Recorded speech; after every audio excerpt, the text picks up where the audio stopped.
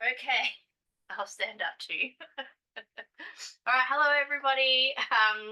Welcome to this month's guest expert. We have the lovely Annette, who is one of my good friends and also a sewing teacher where I was teaching in-person lessons. And she's going to do a ironing demonstration for us. So I know I only iron when I need to sew, but there's definitely some things that you can do to sort of help get your ironing a little bit nicer, particularly around like doing darts and applying interfacing. Annette has a background in, is it design? Manufacturing and design. So she has worked in the industry for many, many, many years. She's incredibly knowledgeable. So if you have any questions, you can ask them in the chat box. I'll be moderating that while Annette does our little demonstration for us. But without further ado, I'll hand it over to Annette and we can get started. Yep. So, hi. So obviously the first things is, make sure you have a nice ironing board that's, not got any big marks on it or cuts and things like that. It needs to be fairly padded. Otherwise you can get the imprint of the, sometimes a grid pattern underneath come through on your garments. So just make sure you got a good padding, a good cover on there. And obviously, the quality of your iron, obviously there's all different price points, but make sure that your plate's all clean, there's no burns on there, no nicks and things like that, and you've got a steam iron. Like most people these days have a steam iron. Make sure it's fully it's turned off. I'll reset it. Your normal iron will have your steam setting kind of on the top there, and then you may have a power button that you can inject an extra shot of steam if you need to. And I'm sure Megan is the same as me, that sometimes we kind of assume that most people know the purpose of an iron and kind of how to use it. But from teaching people sewing, sometimes you look at people ironing and you think, this is not quite what we're after for the purposes of making a garment, rather than after, buying something from the shop and just ironing after you've washed it. So the most thing I've noticed probably is that people are way too light in ironing. So I'm guilty of it too. Like I struggle with it too. Just for example, if I have this piece of fabric here, they're sort of doing, this lightly, and you don't be afraid of the iron. Really kind of, give it a good. You need a bit of force on there to get the creases out. When I see people doing like this, like lifting it up a lot, like, no, it needs to be kind of gliding over. Is that dependent on your fabric as well, though? Like you should test it first? Oh, yes, definitely testing it first, checking that, obviously your silk fabric is going to be very different to your hard-wearing cotton or a linen blend. And again, checking that your settings are correct. So, if you've got something that's a synthetic one, it needs to be on the lighter setting. Otherwise, you're possibly going to melt or burn your fabric and things. So, which is devastating when you've made an entire garment and then you have a burn mark. Yeah, I've done that before. I've melted something before. Yeah, and it's very disappointing. And sometimes even with the thread. So if you've got an overlock and you have the woolly nylon. Oh yeah. If you're ironing something on the reverse and you've got your overlocking stitches along there with the woolly nylon, but your fabric is like a cotton and you have it on the cotton setting, it can melt just those threads along the edge. So, I've had it before, and then the top of your iron is getting, a little burny bit melted on there. That's quite easy to take off because it's just a tiny bit. Yeah. But, especially with a dark fabric, how, I don't know, a dark pant, you would normally iron it on the inside to avoid that shine. You can sometimes get on a dark fabric. Yeah. Why does it do that? Why does it get a shine? If you don't know, that's fine. It's mainly because you got it too hot. Okay. But sometimes you need it hot to get the creases out. But to avoid that, you would just iron it on the inside out. And if it happens, can you put it in the wash and it should? Yeah. Or you can use like an ironing cloth. So if you did have to iron it the right way around on, for example, like a dark fabric, you can get a Raja cloth. You can get an ironing cloth or just basically a piece of lightweight cotton. Put that on top, and then iron over that, and that avoids the shine, or sometimes what we call bruising. So when you have a seam in your fabric, particularly around shoulder seams or necklines, this isn't going to be a particularly good example, but you have the fold there, so there's a bit of bulk. Yeah, not very much here, but there's a bit of bulk. You know, if you've got a neckline, it's got some facing in there, maybe a collar in there, and you're ironing over this. You can sometimes, I don't think this is going to give a very example, you can sometimes see the imprint of the seam underneath, and that is what we kind of call bruising. And to avoid that, on those particular areas, you do need to go a little bit lighter. But if you double twist it, it like shoots out. Yeah. It thinks it must be like a mechanism to go, continuous steam. Yeah. So yeah. So just to avoid that, when you've got those bulky areas, or you know how sometimes if you were ironing a t-shirt, you lay your t-shirt down and on reverse, so your neckline, your back neckline is here and your front neckline is underneath, and you iron over it, you can see the neckline on the front, on the back. Yeah, I've got a t-shirt up there. Yeah. Yes, let's have here. I'll go down. Thank you. This one needs a good press on the bottom. Oh, perfect timing then. It's for my sister-in-law for her birthday. So just for example, we have this t-shirt here with the neckline that is lower at the front than at the back. See what we can just do.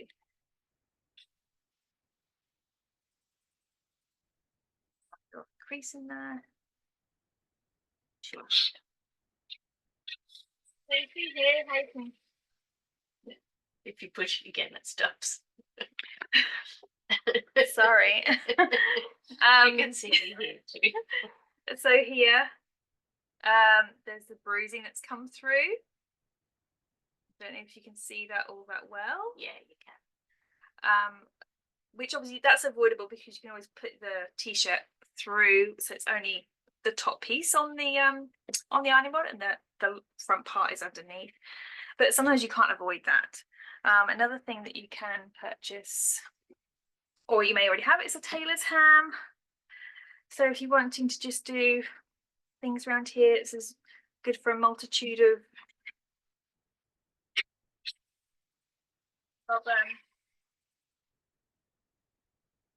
which I don't have a tailor's ham. I need to get one. So if anyone wants to buy me one. Yeah, naughty. It's very handy, especially for doing things like darts. Yeah. Shoulders. You know, it just pops in there. Yeah, especially for wovens, you know, like dresses with darts in, or shirts with darts in, things like that. So there you go there, that's that one. So I'm not doing the whole garment. Oh, that's fine. You can pay me for that later. Right. So it was just a little intro. And there's some other tools you can use, things like we have some Teflon sheets here. So these are also very good for if you're using anything, for example, iron-on fusible interfacing. It will have a little glue dots on one side. So just to protect your ironing board and your iron, I use these all the time. Just because even though you think you cut out your piece of interfacing the exact size, sometimes you can get a little tiny bit that goes over the edge, and that again is just going to slightly damage your iron if you get a little bit of glue line on there, and also damage your ironing board. So you know, you'll end up with a glue strip that's a bit sticky, and once you go over that again and again with your iron, if there's no fabric on that particular area, it's going to just heat up and affect your iron and affect your ironing board. Things are going to stick to it and things. So just protecting your equipment as much as you can. You know, it's always good practice. So any questions so far? Feel free to unmute yourself as well, Helen, because it's only the two of us.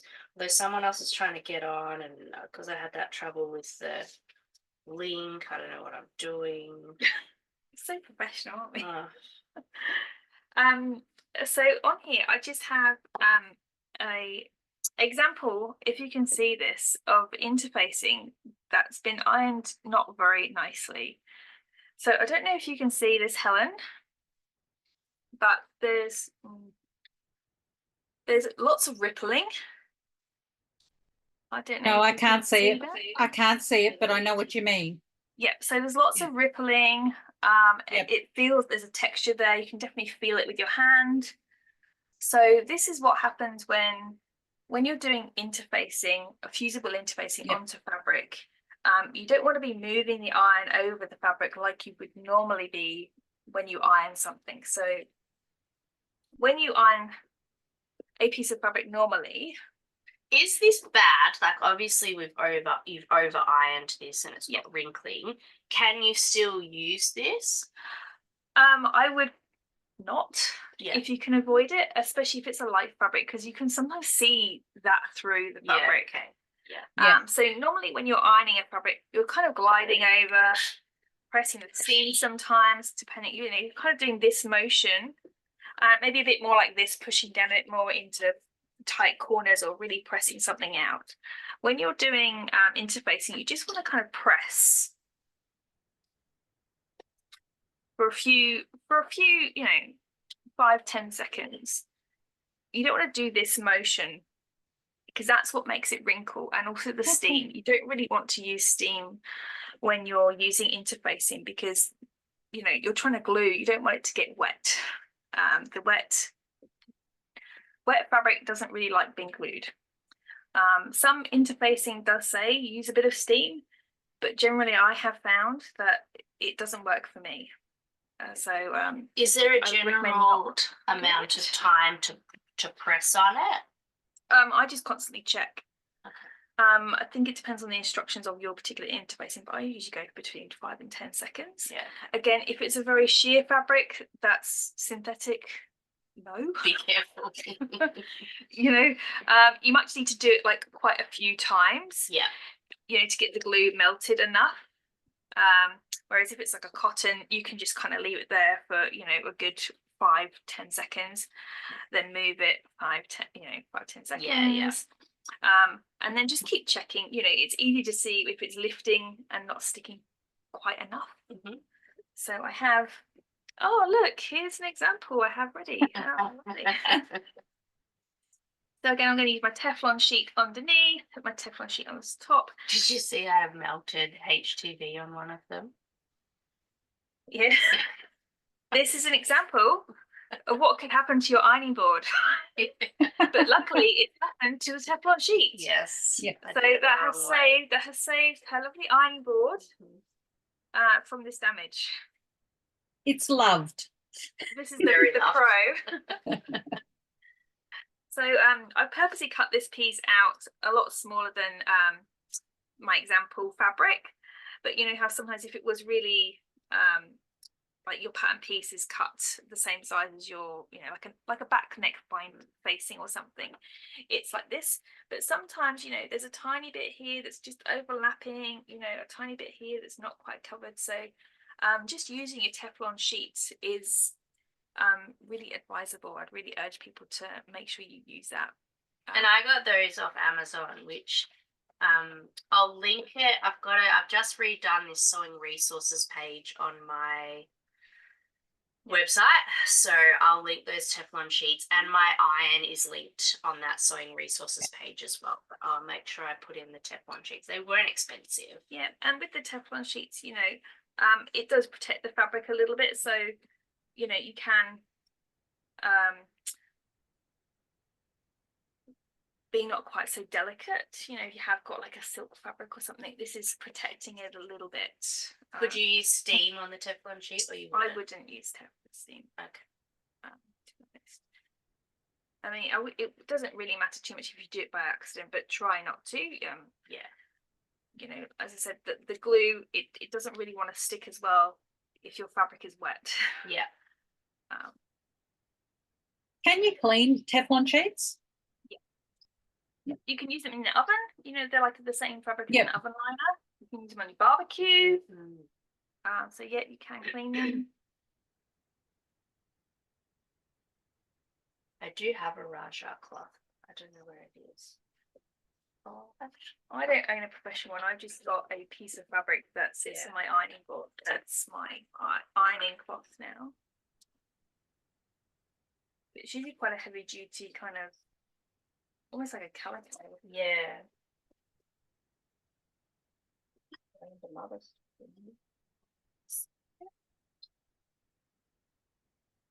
And you can just see, yep, that's not peeling and lifting up there. A little bit, a tiny bit there. If you can see, that's just,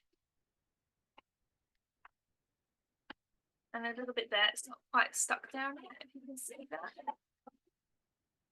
So just round the edges.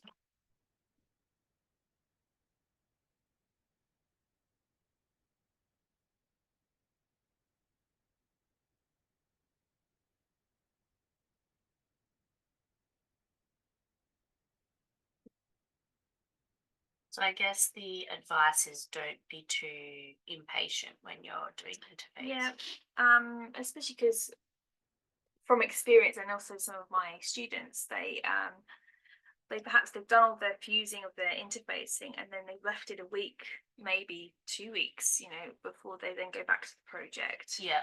And it's lifting a little bit, and you know, that can sometimes happen. Yeah. You know, Oh, I've had it happen for sure. and then you just go over it again, just re-iron it on. If it's then not sticking at all, then obviously you just need to cut out a new piece. Yeah.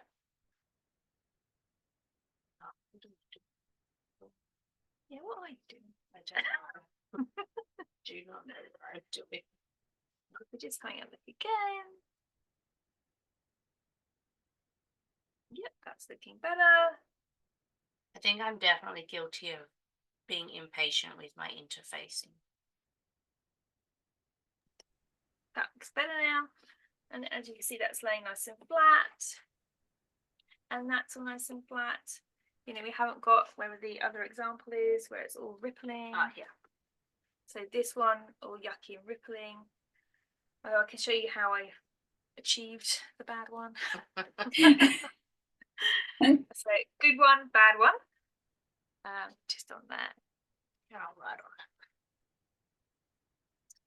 So if I get this little bit of interfacing here. Yep.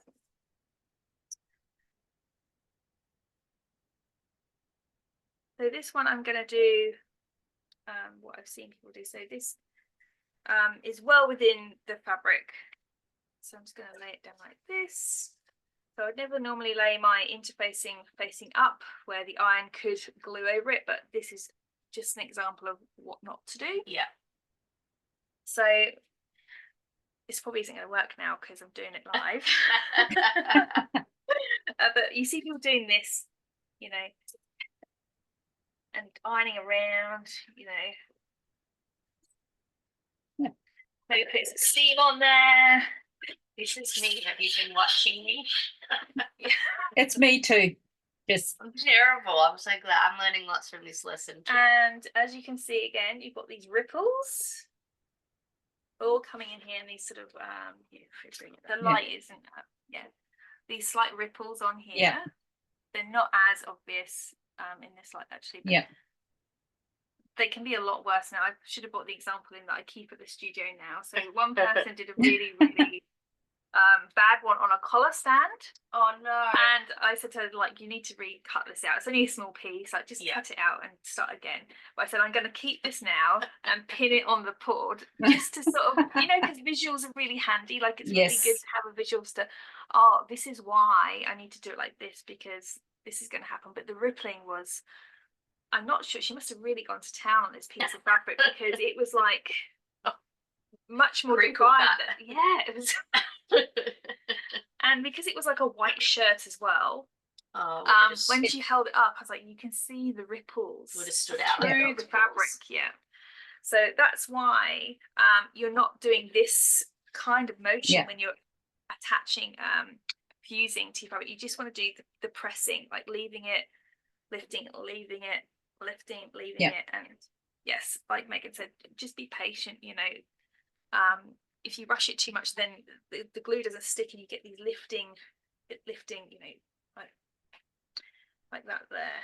It's even more fun when you put the interfacing the wrong way and you glue it to your ironing board. Yeah, well, that's another thing. This is why the Teflon is really handy, because if you did turn it the wrong way round, because you're having one of those days and it's and you do that on the iron, it's not going to stick to this. So it won't stick to this, but then you'll just see, oh, it hasn't stuck to my fabric. Yeah. So it's another safety thing to have in place, so that you don't end up wrecking your iron and then swearing a lot. And but if you do HTV the wrong way around, it does stick to your Teflon, just an FYI. Yeah. So the Teflon, but it's better it's on here. Yeah, I know. On your ironing board, Yeah. or possibly on the face of your iron, because I'm not sure how you get that off. No, I can't. I was testing testing like gold on something. So this is now a piece of knit. So I'm just going to do a piece of knit. I was testing this. Oh, gorgeous. Yeah, it came out really good. Because I did. Should we iron this then? Pretty. Got Gemma. Here we go. I don't know. So now I have a piece of, where's the black gone? Oh, wait, it's on the floor. So I'm just going to do. So this is now a piece of knit interfacing to go on this is like a stretch knit cotton. This is a cotton lycra, 220 cotton lycra. Yep, so it's the medium weight stretch cotton lycra knit. And I don't use a lot of interfacing with my knits. What is the difference between knit interfacing and non-woven interfacing, please, Annette? It's just that it has a bit more give. So it's not as stiff. So the interfacing I was using for those pieces is a non-woven. It's a non-woven, so it's like a mesh. So it doesn't really matter which way you cut it. There's no real grain with this one, but it does, it does tear easy. So you can get that happening there. The knit one is if you can see this, it's like a woven. It's actually fibers, not a mesh, but it just has a little bit of give. So because of the nature of knit fabric, it's more giving and stretchy. It will just, can you see that there? Yep. It's just a little bit more. And can you use non-woven interfacing with knit fabric? Sorry, let me just think of that. Non-woven Like, can I interfacing. use this on stretch fabric? I would not recommend it. I do in button pockets. I was going to say you could do it on things that are not going to be stretched, like maybe a cuff. Yeah. Or if you had like a little collar, like on a polo shirt. Yeah, You're doing a little collar, but I wouldn't be using it for something like a facing. I wouldn't really use any. I've done non-woven on stretch fabric when I want it for a bag. Yes. Yeah. Yeah, something that's not going to get stretched, over something. But obviously, ideally, we want to kind of use the right interfacing for the right fabric. Yeah. As a general rule, but we all do break the rules when we need to with certain situations. you was it beggars can't be choosers. Do as I do, not as I say. Make sure you do as I say, not as I do. Yeah. So with this one, because the fabric is a printed fabric, sometimes irons do not like a certain ink on the fabrics. So, and I don't want to iron directly onto this because it's a sort of synthetic feeling, kind of fusing interfacing there. So we're going to use the Teflon again. And as I've said before, I recommend using the Teflon every time. We're just going to uncurl, so this fabric has slightly started to curl at the end there. Which is just also the nature of it's just the nature of stretch fabric, especially when you've cut sort of quite a small piece here. So just smoothing it out as much as possible. And again, is this on still? Yeah, it is. Yep. Megan doesn't have the problem of glasses steaming No. up. I'm like, I don't. No, I don't. So again, just again, leaving the iron on top of the fabric. So I am pushing a little bit, so not just the weight of the iron, I'm just pushing down a little bit. and just moving it across. Obviously, just be careful that the Teflon, it can get very hot,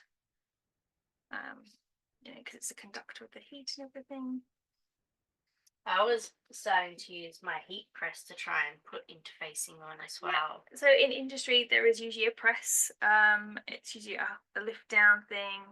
You know, when you're making garments in industry, normally you would prep everything first. So every single area that needs interfacing or needs, you know, like a fold ironed, you know, hem folded up or anything, a crease there, you do all of that first. So normally you would get all your pieces out, place them on the very large press, press it down, and it's pressed down for a good, I don't know, 30 seconds. Yeah, okay. You know, quite a long time, and then you lift it up and it's all beautifully done. Yeah. Obviously, we don't have that at home. We just have the iron, so we have to use the tiny surface area. I actually should go and get Annette helped me out with ironing once. Oh, Let's see if I can find. Remember that jacket I made? The one where it Yeah, it was looks a bit awful. Frankenstein on the inside. Oh, yeah, great. Megan made a jacket out of, I think, the not recommended fabric for this jacket, and she got very frustrated towards the end. And basically, to make it look correct on the outside, I had to really misshapen. I don't think it was a lining. I think it was a facing. So the facing on the inside looks atrocious, but on the outside looks great. So there we go, and you can see it still has some stretch there, and this way as well, a little bit, and that's all ironed on beautifully. It's not lifting up, not around the edges, no ripples or anything there. So that was no steam, and just pressing rather than gliding across the fabric, because you don't want those ripples underneath causing issue for when we start sewing. And I mean, not only is the ripples ugly, like if that's rippling fabric, that could be, you know, 2 or 3 mil taken up of your fabric, which isn't too bad on a whole body piece. But if it was somewhere small like a collar or a cuff or something, it can really make the difference of like, oh, hang on, this isn't meeting up now, it's not looking great. It's you know, so these small, you know, small things are worth the time to do nicely and correctly. So what have we got here? So do you remember this one? Yes. So I made this jacket, and it was supposed to be from stretch fabric, like at least 30% or something. But I was like, no, I'm gonna make it out of soft shell. Should be right, mate. But I made sure I had on the like outer bits, I was using this grey French terry. Stretch, and, I was getting so annoyed with it, and I was so over it. And anyway, I said to Annette, like, it wasn't working, it was really bad. So she helped me, and she took it and she just ironed the absolute shit out of it. But let's have a look on the inside. So this is what they call roping. Yes. So this happens usually when, for example, you're trying to sew something with a large outer edge into something with a small inner edge. So this is like a curve. So this part of the fabric will be larger circumference on the outside than it will be on the inside. So that's often where you have your ease, you know, you do a line of stitching and ease it a bit. But look, from the outside, I ironed this really well, ironed it all flat and beautiful. Beautiful. So you wouldn't even know, but that's what I mean. Like, that's why I'm saying ironing can be very good. It can save the day. Yeah, it can save the day. I think people really underestimate the power of ironing. Yeah. To fix some small pleats, some little tucks, some little pinches. Yeah. So I mean, it looks terrible on the inside, but nobody's looking at the inside. And now when I wear this garment, nobody knows, and the outside is fun. Yeah, but I don't care. Yeah, she came in, she was very down, and I was like, do you want me to would you like me to do it for you? Yes, please. So I was going to show now a kind of technique of industry and professionals, I guess. So you know how when you're sewing, sorry, was everyone understanding that? Yes, I think everyone gets the, you know, the roping and try and Just- use the yeah. correct interfacing, like as Megan said, you know, if it was just for something small on a knitted Yeah, like a t-shirt button or- placard or yeah. something. But obviously ideally you want to use the right one for the right fabric. So here I've got just saying a bust dart along here, and I've just got a little seam on this piece of fabric here. So when you're doing any kind of seam, I must say that I don't really do this at home. But to get your real, you know, if you're making something really special or a very tailored shirt or a tailored suit jacket or something, you would want to make the effort and do everything completely correct on this. So you would sew your seam flat. So after you've stitched it, just iron it flat. And then after you've done that, immediately after, then you would open up your seam and iron it open. And it just gives it an ever so slightly nicer, crisper.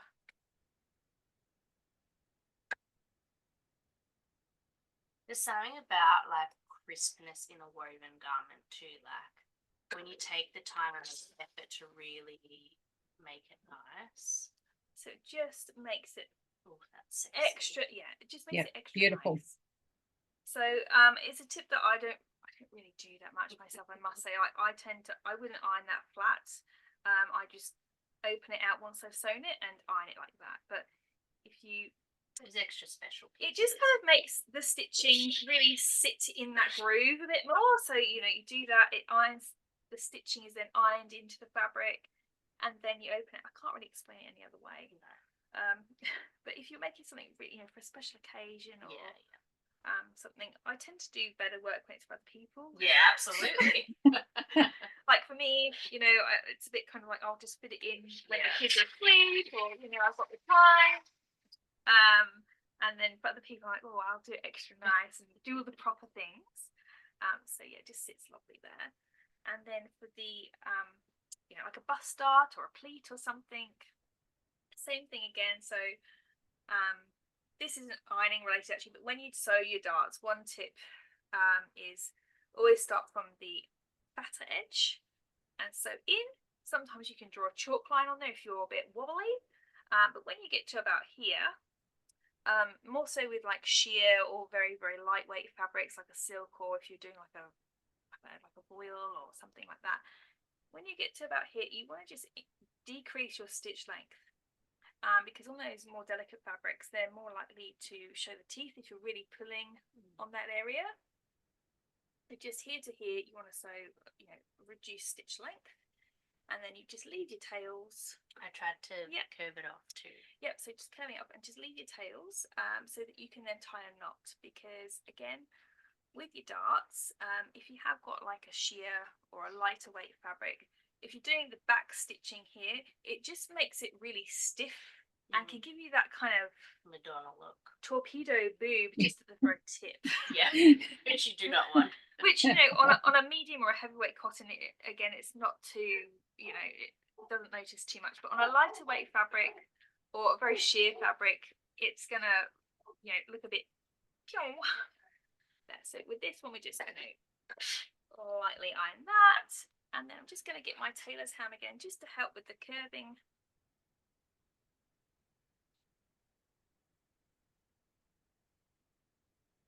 Going to work, probably not now, I'm doing it on camera. Okay, so I've folded my dark fabric is not folded flat, so that's there.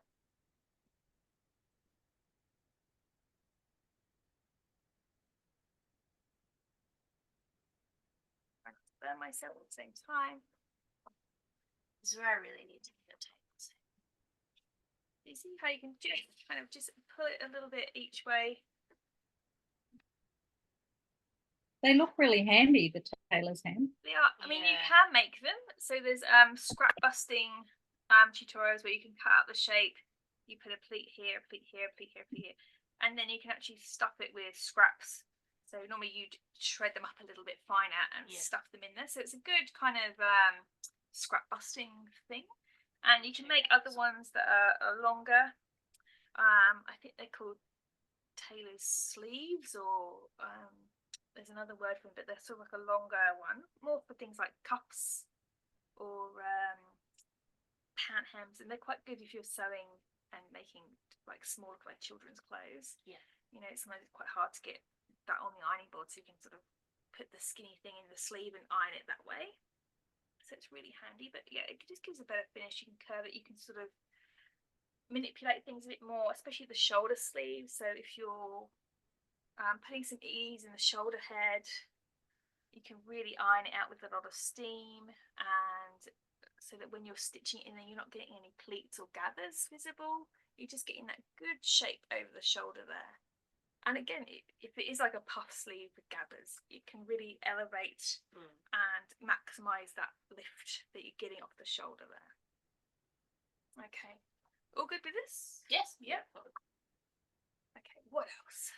Any tips for ironing knit fabrics? Don't do it.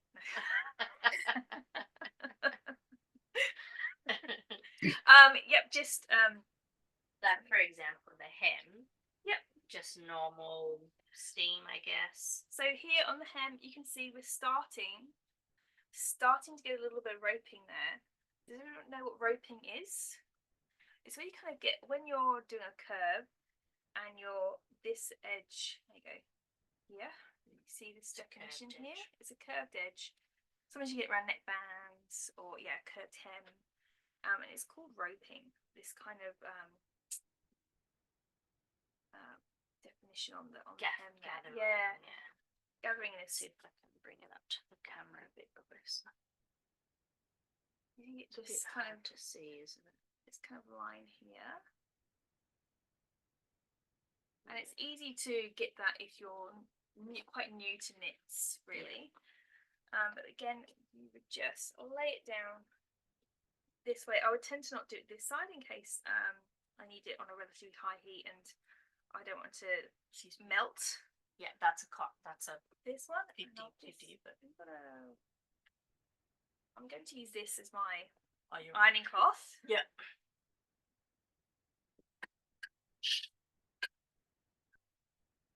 Pressing fairly hard. Okay. And oh voila, it's all gone. Yeah. You know, it's magic. Don't be afraid to use your steam. Yeah. Is basically what we're saying. Yep, steam. You know, and even here, you've got a little kind of a really minor little pleat there. Yeah. Teeny weeny, and we can get rid of that. This is my sister-in-law, so I was like, yeah, she's not gonna care. A lot of people in here, can you see it's sort of a little bit there?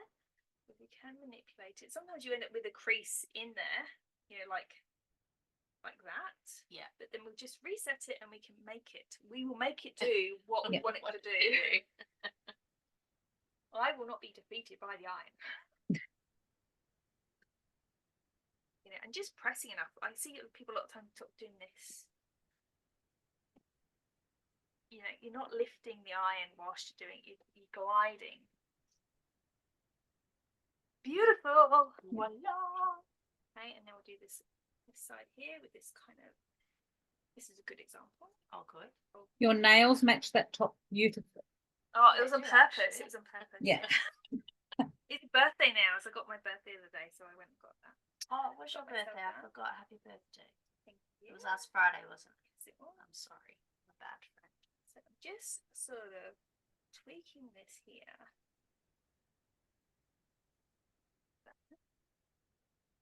Fingers out the way whilst I use steam. Oh, look, it's gone. So pretty. And then I'm just doing this bit here. So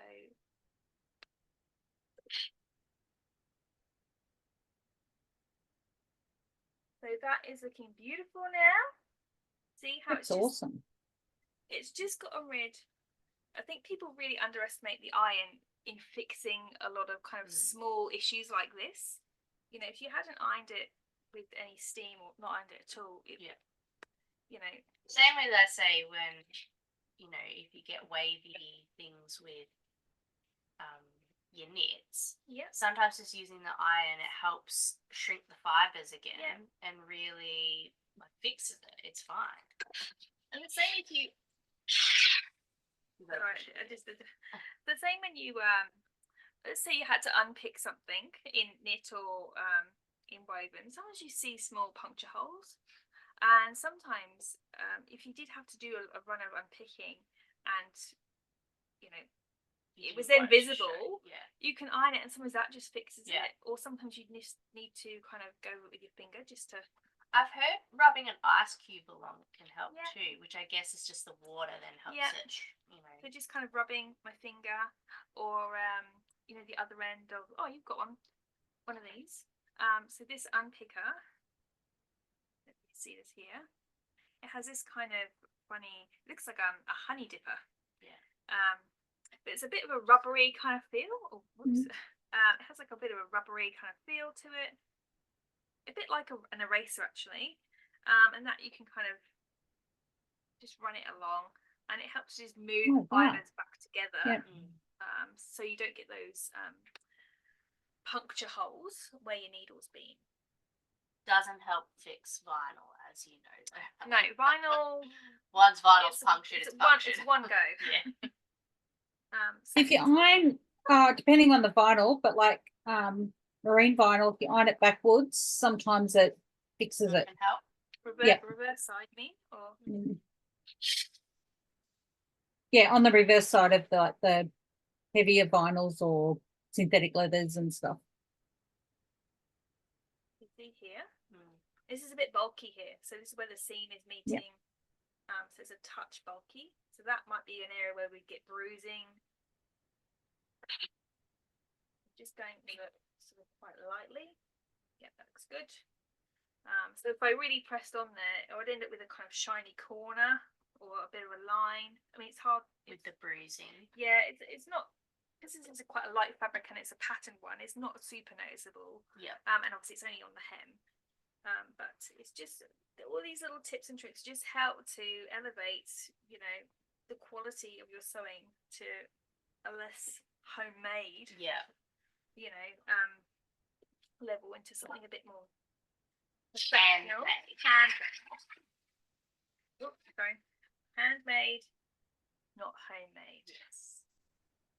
Yeah, and again, even here you've got a slight puckering, a little bit of puckering there just with the stitching, which it just happens. It's the nature of sewing and overlocking. Just sliding that along there. And then that just makes it sit beautiful and flat and crisp and look gorgeous. Okay, let's look at these sleeves. Yep, the sleeves are looking, they're all right. They're not on a curve, so they're not looking ropey or anything.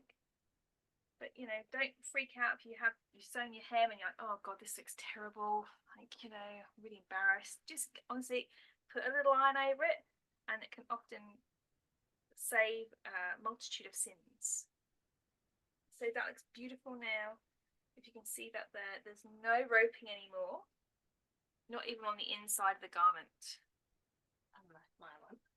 Yeah. That was terrible. That was such a bad sew. I think it was quite a grumpy sew, wasn't it? You were like, you didn't really want to make it. No, I was it not was having a good day.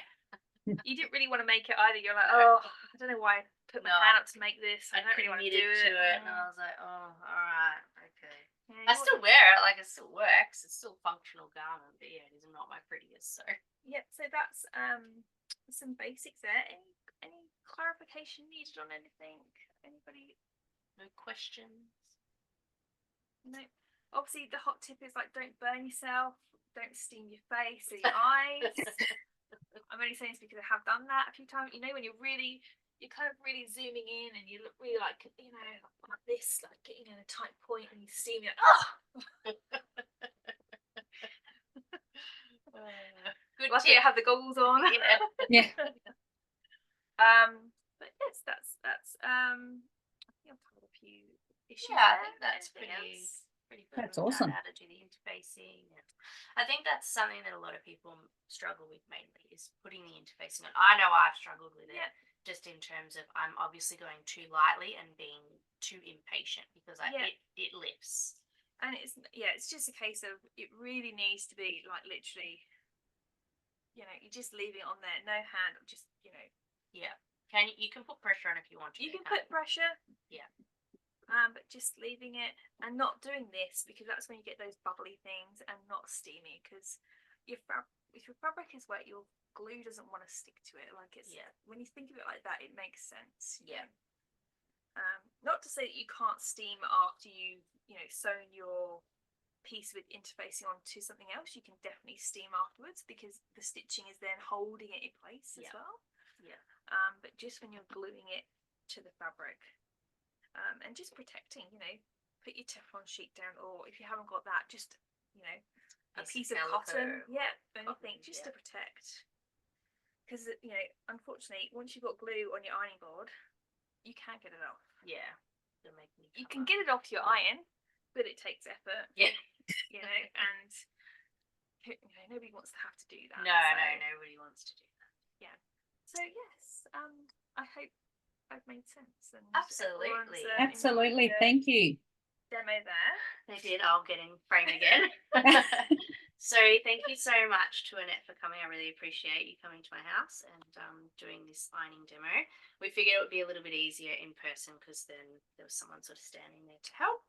But yeah, we really do appreciate it. If you've got any questions and you're watching the replay, just let me know. I can always ask Annette and relay it into the group. So yeah, but thank you so much for coming. Yeah, I think because I think in the classes when you've been there, I've really laid into people. Yeah, probably because I don't tell about them the ironing. I'm like, no, like really, especially even when they're ironing the darts on the hand, they're really gingerly doing it. I'm like, nah, you need to get in there with some elbow grease, make it do what you want. Don't be afraid of the iron. And we're all still learning. Obviously, I learned a lot today as well, so thank you very much. Lovely. All right, well, I will stop recording.